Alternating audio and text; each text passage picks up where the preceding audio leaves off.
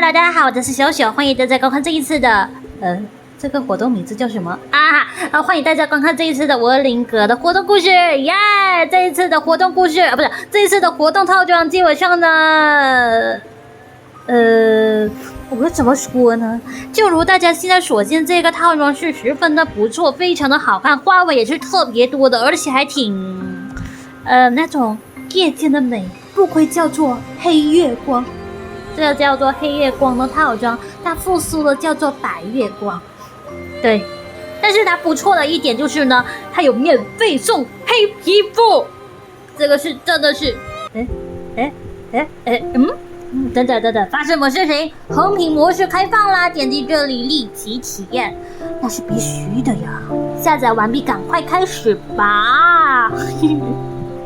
这个大家都熟悉吧？这个，是系统出 bug 还是什么问题吗？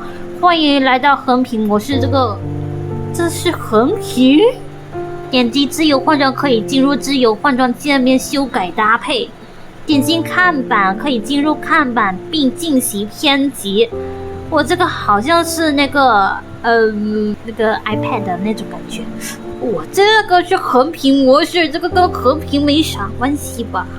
点击画面精调可以对画面进行更细节的调整。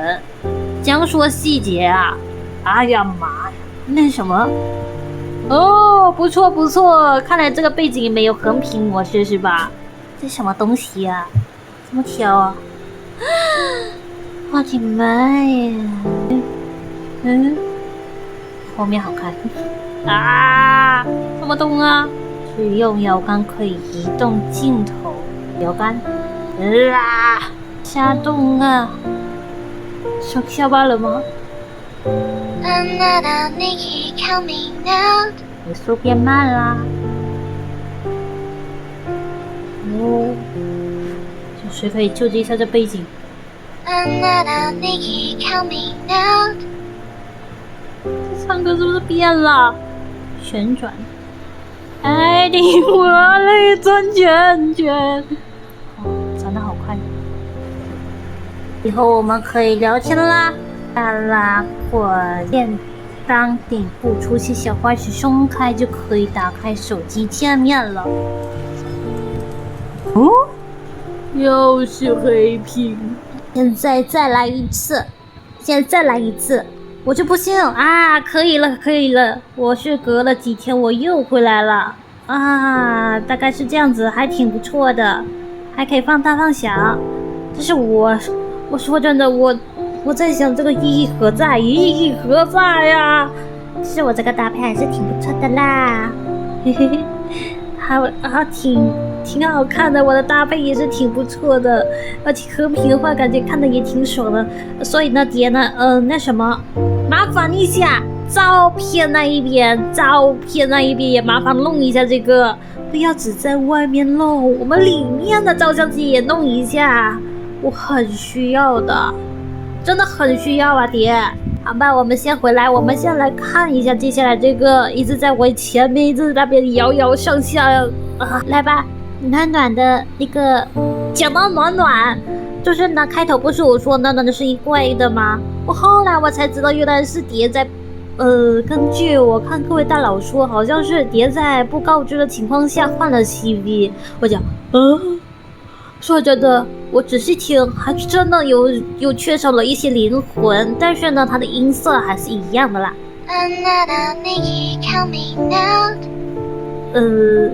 暖暖的声音，暖暖的歌声好像不是这样子的。我记得之前是 Another Nikki coming out， 大概是这样子，可是现在变成这样，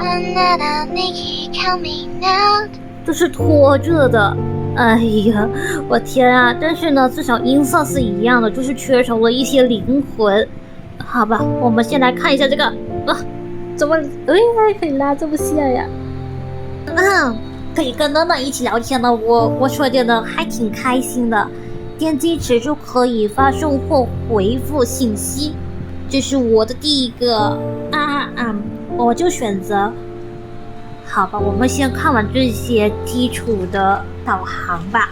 在这里可以挑选喜欢的出行地点在这里可以。哦，自习。这个刚才看了，在这里可以挑选喜欢的出行地点。OK， 可以啊，你叫我按啊。在这里可以查看。在这里可以查看聊天记录，还能编辑属于我们2个的专属档案。点击编辑专属档案。希望我怎么称呼你呢？想好后可以在档案里写下来，记得保存哦。其实基本上还好啦，还好。那么呢？好啦，这是我发给你的第一条信息我应该用暖的语气才对。这是我发给你的第一条信息。我觉得这应该用另外录吧，外录，不要在这里录了。有兴趣看的话呢，可以去看一下我即将发的那个影片吧。等待，大家耐心等待。那么我们先开始背光之茧，是一个怎样的故事呢？为什么会出现莫秋丽小时候的那个正太样子呢？还有那个谁最记得呢？那个白月光不是黑月光变正常了。但是这个样子还是挺好看的，就那种如果呢它没有那种荧光的感觉有点普通。不过呢说实在的挺好看的，挺好看的，嘿嘿，挺好看的。所以呢我们先马上开始这一次的故事吧。究竟呢莫秋丽跟莫秋丽他爹呢？是他爹吗？那么我们开始这一次的活动故事吧。那么呢那个光之精灵那什么王，总之是最初的那个王，还有莫总呢，他们是干了什么？好像又是穿越吧，感觉有点开始吧。辉光起源，看这个名字就知道，这个是关于讲信鸽的精灵的历史的故事。来吧。水路之声很久流淌在幽深的地宫之中，这里是信鸽王城庄严的圣地，存放着光之精灵的至宝源流之境。1000年前，初代光之精灵王路德伊带着源流之境离开信鸽森林，以神圣的光芒终结永夜。势分五裂的古信鸽就此统一，光之精灵的统治绵延于信鸽王国的领土。时光更迭，神圣的光芒一度衰弱，又因火精灵的火种苏醒，它无声见证信鸽王国的历史，而今也以这流转的光芒将历史向访者们轻轻诉说。我感觉呢我的配音有些进步了。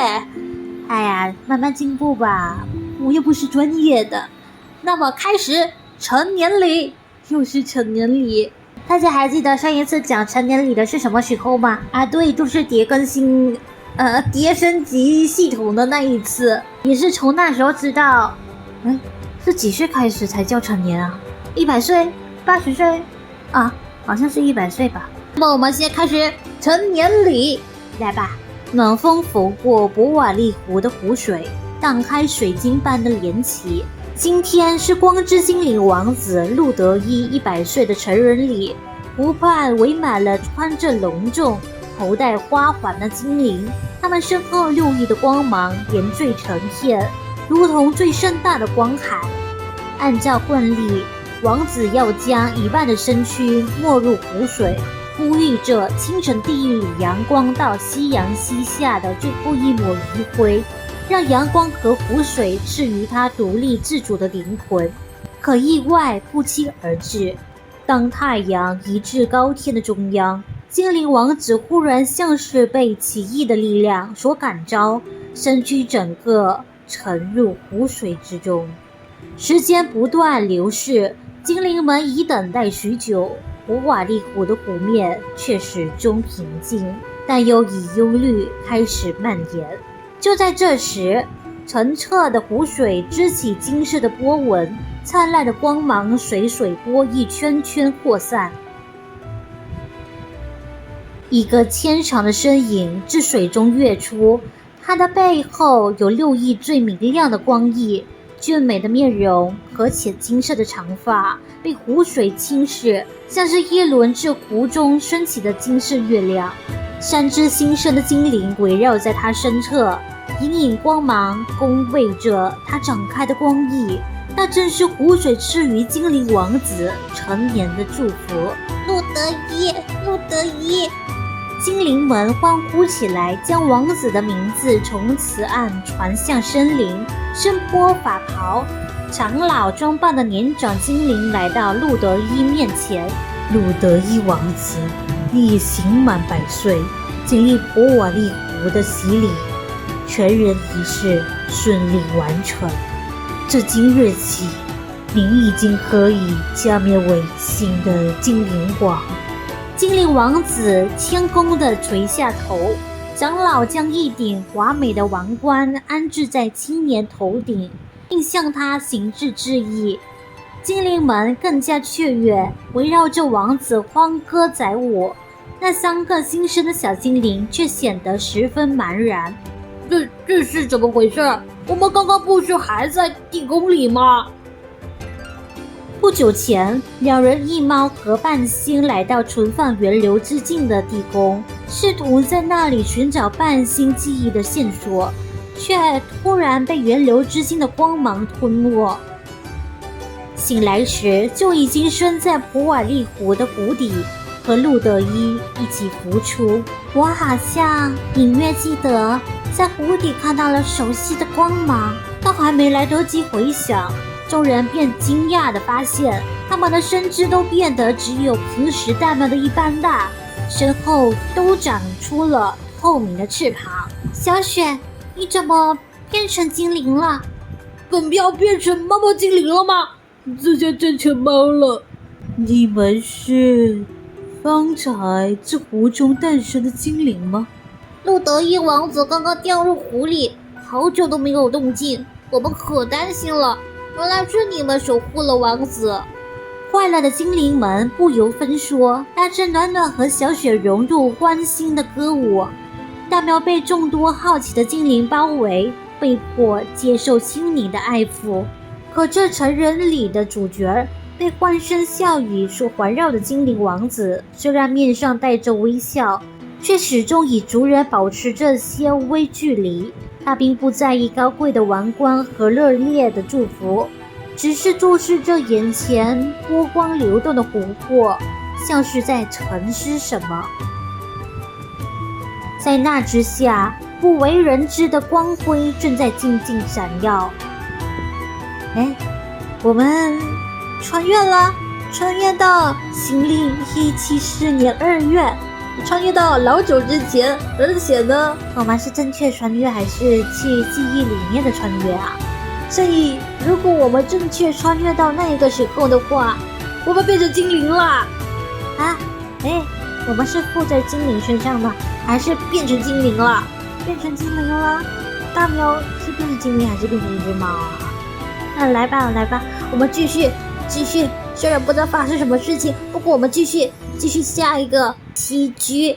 当晨曦的光芒拂过苍翠的原野，光之仙子最先离开夜色温柔的怀抱，唱起无字的歌谣。信鸽森林在歌声中打了个哈欠，万物苏醒，生命美得像一块光芒焕然的晶石，每个切面都映射出不同的风貌。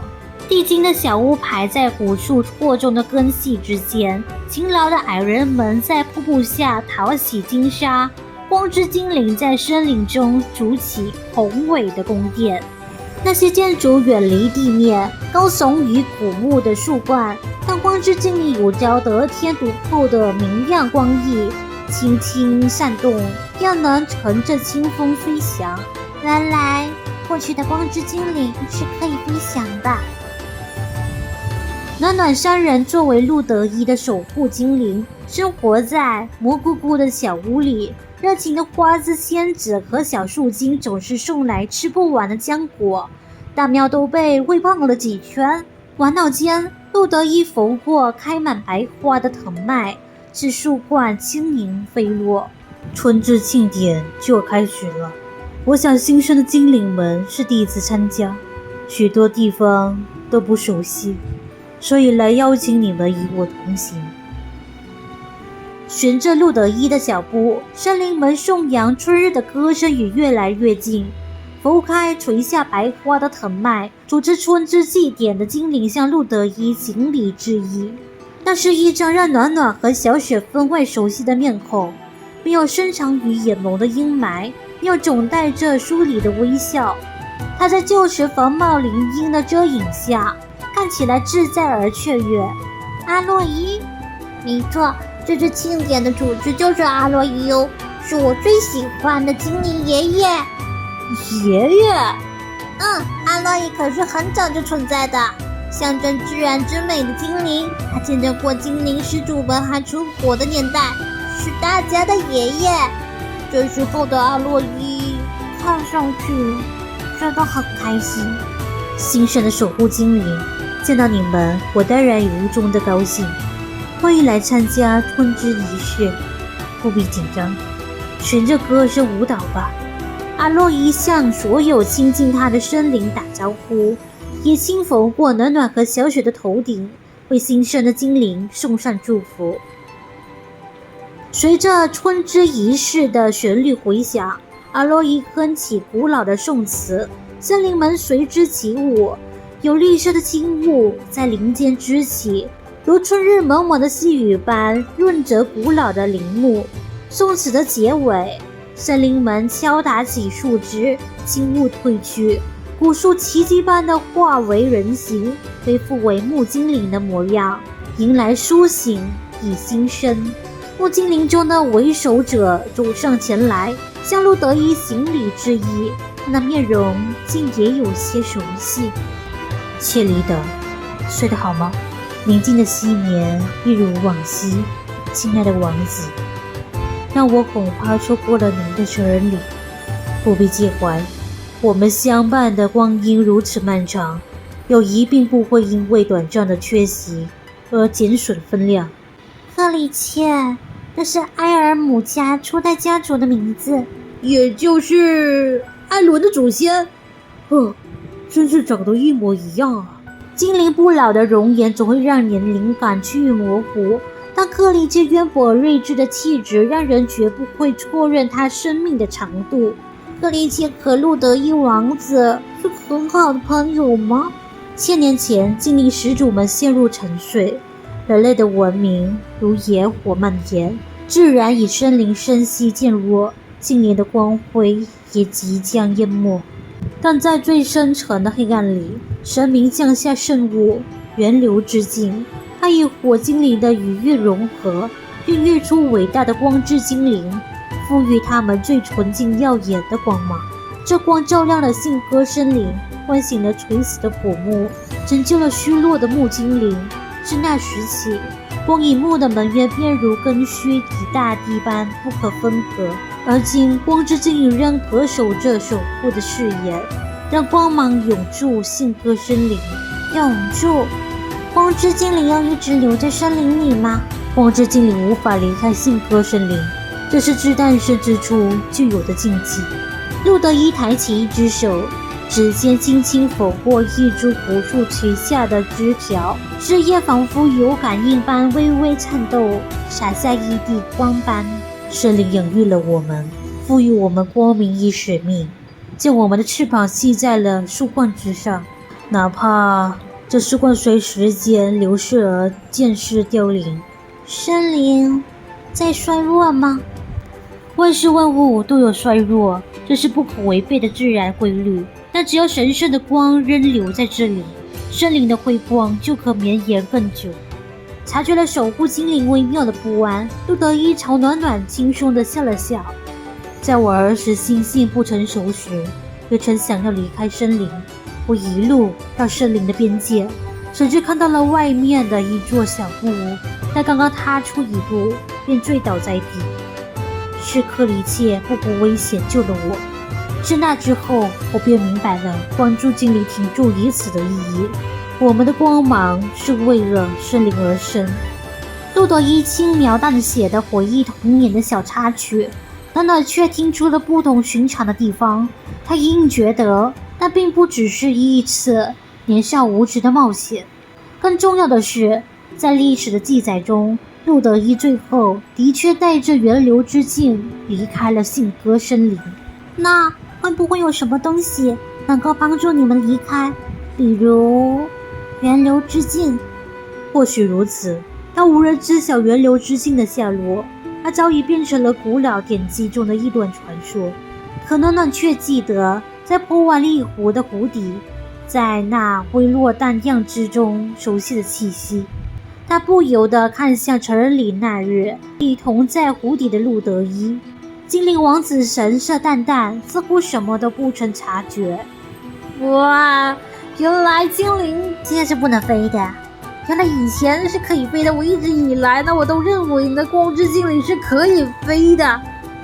原来他们是空有翅膀不能飞呀。OK， 这样子的话呢，木耳虫它挺方便的嘛，虽然它一般精灵一般人类的血统，但是呢，它有长耳朵。虽然精灵不能飞，不过呢，它没有翅膀，所以无所谓。不过精灵确实不能飞嘛。那么最后一个宿命。夕阳西下，路德伊孤身一人来到了普瓦利湖，薄雾轻轻撩过水面，重现了他记忆那一日的静谧。路德伊仍记得成人礼那天的情景，他站在湖水之中沐浴阳光的洗礼，突然被一股神异的力量拖入湖水之中，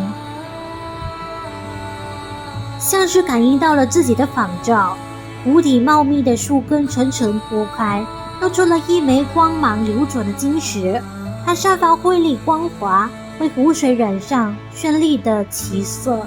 耀眼的晶石与精灵身后的光翼遥相呼应，绽放出更灿烂的光芒。磅礴的生命力自它而起，融入生命之树的脉络，它的光芒映出一片汪洋的虚像，海洋漫涌。光与光的交汇中，有一道颀长的身影映现，它拥有与海相同的气息，那是一种彻底平静，就像看透了全部真理。戴着端帽的人影面向最湖的精灵，平静的预告穿越悠远如传说的时光，于水中回响。你的道路远在森林之外，但你的灵魂永远在这片湖底。源流之境会帮助你建立辉煌的王国，但总有一天它的光芒会衰弱，而你终将回到这片故土。源流之境。他还没有来得及询问，那身影很快就在星光之中消散。路德伊被湖水托举着回到湖面，迎接精灵们欢呼与成年的祝贺。自湖中诞生的3个守护精灵环绕在他身边，像是某种命运的意识。源流之境，那是森林的至宝，光之精灵力量的源泉。如果他一直沉睡在湖底，那么多年以来，族人寻觅无果，只有自己看到了他。身脱端帽的人类幻影来历莫名，但他的预告却让路德伊颤栗不已。他可以走出森林，建立属于自己的王国。光之精灵拥有世间最敏锐的灵魂，他从不怀疑自己最本真的直觉。那时候他只是在湖水中短暂靠近圣经，便能感应到分配的力量。若能依照那份力量，或许他真的可以突破精灵至穷的困境。路德伊闭上了双眼，此刻的普瓦利湖平静如一块碧蓝的宝石，自由与力量只在他垂手可及的地方沉睡，待他唤醒。如果不走出去，我的生命就会像这湖水一样，因为困在幽深的林地，仿佛这旧旧的星辰，却永远接触不到天空。他深深地吐了一口气，毫不犹豫地向湖水跃去。不知过了多久，整片普瓦利湖支起金光，像一整片星辰从水中升腾而起。路德伊双手捧着源流之镜，涉水而出，他的双瞳映出辉光，如同燃烧的星日。源泉带来的力量如涌潮，澎湃的喜悦填满了心脏。这本就是属于他的东西，他终于在命中注定的道路上踏出了第一步。那喜悦只短短的维持一瞬，犹如从梦中惊醒一般。路德一忽然停下了。离开源流之境后，森林会怎样？他抬头望去，前方的森林深处的屋外，他最熟悉的家园，信赖他的精灵，族人守望的灯火，都藏在那片湿润的青绿之中。那一切的一切，制成一个轻柔而不容拒绝的茧。这茧困住了他许久，也在此时无声无息地困缚他的脚步。就在这静止的一切，路德伊听见了一声奇异的嗡鸣。他抬头望去，一支锋利的箭矢刺破虚空，骤然射中了路德伊的胸口。精灵的鲜血以光辉流动的金辉震颤着溢散，扫落在森林里湖火，唤起点点荧光。你说错了。精灵在下落的世界里望下箭矢的方向，身着奇装的人类少女越过森林的灌木，慌张地向他奔来。人类的深知精灵跳跃，编成衣谱的长长发边在风中扬起，尽管胸口正传来尖锐的疼痛，精灵却不禁凝望着那缕温柔的亚麻色。他有些不合时宜地想起只在克利切口中听我的风景，那活泼而柔和的颜色，好像夕阳下随风摇曳的麦田。困住精灵的茧悄然破碎，命运的轨迹在此刻转折，一切都奔向了另一个未来。发生什么事情？那个亚麻色的女孩是人类吗？他刚才有说人类啊，这个就是他说的光之精灵没有办法离开信鸽森林的样子吗？一离开就会遭受了不幸的命运吗？被一支箭射中，好像快离死不远的感觉。那么最后一个金月出大事了，精灵们议论纷纷。巡守的精灵护卫抓住了一个人类入侵者，据说路德伊王子也因此受伤。久居森林的精灵不愿了解人类的消息，只有3个年轻的守护精灵在营地外探头探脑。被关押的人类抱着乞丐，凌乱的亚麻色发边散落在胸前，察觉到有脚步声靠近，少女抬起脸，清澈的眼眸与来访者对上视线。半星，你们怎么会知道我的名字？难道是精灵族中的占卜师吗？半星，我是大喵啊，这是暖暖和小雪，你不认识我们了吗？难道那是这个时代的过去的半星？凑在一起小声讨论的两人，一喵和半星面面相觑。就在这时，6亿的光芒自门外投来，照亮了昏暗的囚笼。是路德伊，我们快藏起来！为什么要这么鬼鬼祟祟的啊？我们好像在做什么亏心事一样。路德伊走进囚笼，轻轻抬手，天成囚笼的盆脉退入阴米。你是？精灵王子打断了人类少女的疑问，只是竖起食指放在唇边，露出了一个不同于平常的神秘的笑。跟我来吧。路德伊拉着半星避开聚集的精灵，飞到古木坚实的枝条高处坐下。夜晚的森林静谧而梦幻，细小的萤火清明地围绕着路德伊飞舞。请原谅我的冒昧，毕竟囚牢里不是说话的地方。那个路德伊王子，你的伤还好吗？光之精灵从未受过这样的冒，对不起，我那时候饿昏了，以为自己射中的是一头鹿，我也很想去帮你，不过你的护卫们突然就冲出来把我拿下了，我担心了很久。质问的话原本到了嘴边，看到少女眼中真切的急切和苦恼，路德伊无言半晌，最后有些无奈地笑了。不必担心，光之精灵是受到祝福的种族，人类的剑士伤不到我。我听过很多精灵的传说，但亲眼见到还是第一次。你真的很美，像光一样，难怪童话故事里的人们总是对精灵一见钟情。少女的夸奖过于直白，路德一掩着嘴唇，轻喝一声，焦洁的脸上浮起了一层红晕。你一个人穿越森林来到这里，也十分值得钦佩。原来路德一也会害羞啊！这场面是我们能看到的吗？我常在百个星矢的口中听到人类的事迹，他们说人类侵吞自然的领地，贪婪又愚蠢。那在我看来，这也意味着人类积极地探寻更广阔的天地，他们的冒险精神很令我向往。难道你来见我，因为你对人类很好奇，对吗？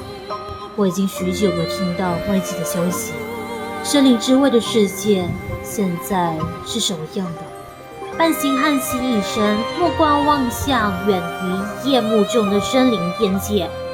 外界的世界并不美好，这些年天灾频繁，每到夜间就有魔物气机而动袭击人类。这样安宁的夜晚对人类来说是很难得的。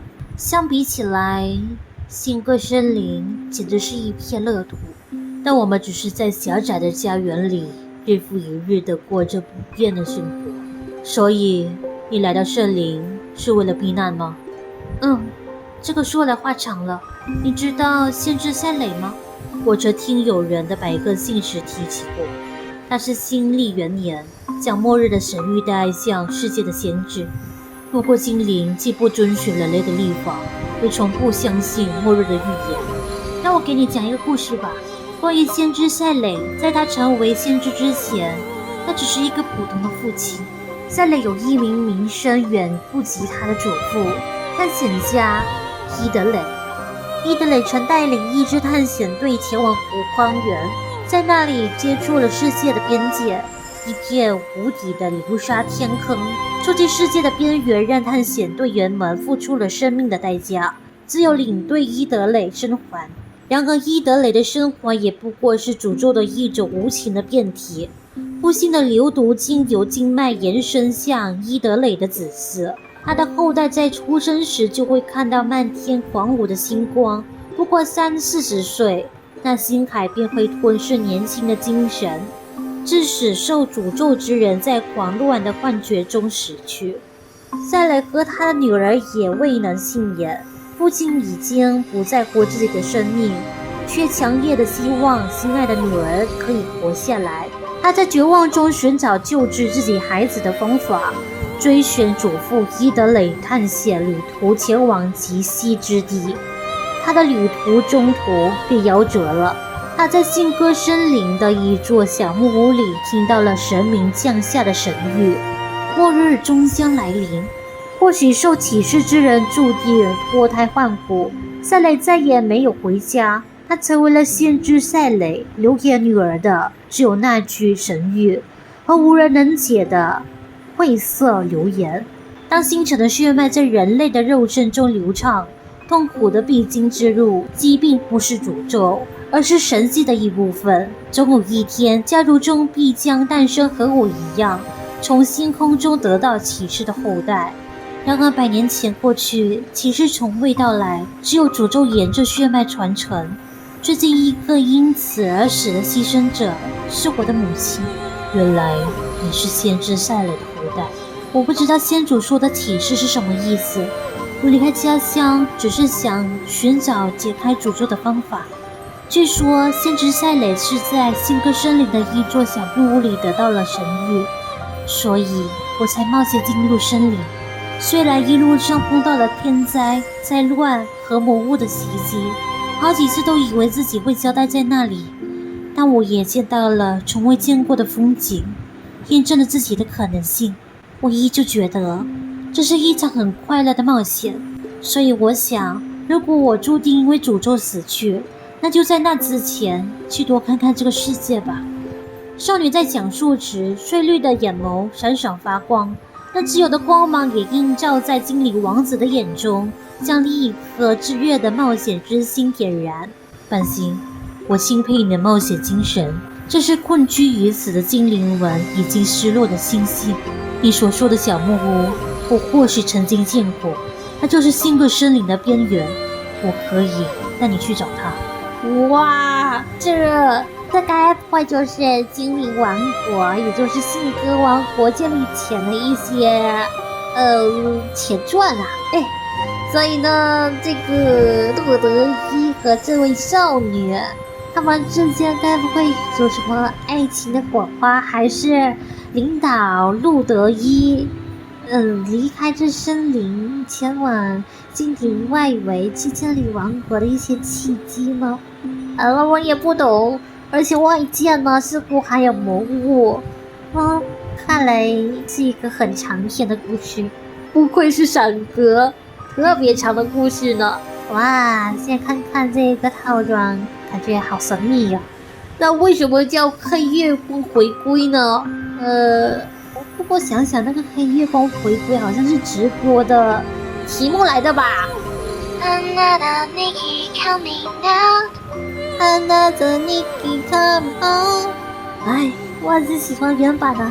Another Nikki coming out. 我还是觉得原版比较好吧。不能调了。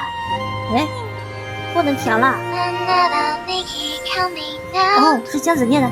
Another Nikki coming out， 对吧 Another Nikki coming out. Another Nikki coming out。我还是喜欢原版的，怎么唱来着 ？Another Nikki coming out。总之我就是喜欢原版的就是了。总之呢，这一次的故事就此结束了。不能动了。这里可以动，不错吧？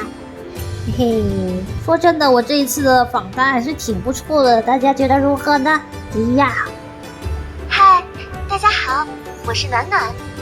嗨，大家好，我是暖暖。喊我配音吧。嗨，大家好，我是暖暖。我比较喜欢这个语气吧，你这是什么语气啊？ Another Nikki coming out. 总之呢，我还是喜欢原版就是了。锵，这个衣服呢，我总算用上了，平时我很难用到它的，因为我很想做这个黑色系的套装。不错吧？很好看吧？嘿嘿。那么这一次的故事就此结束啦！喜欢这支影片的话，记得在下方留言、按赞、分享出去，还有千万不要忘记订阅我，打开我亲爱的小铃铛哦。那么我们下期影片见，拜拜！呀！仿大的不错吧？是不是？我觉得仿的最像的就是这一张了。拜拜。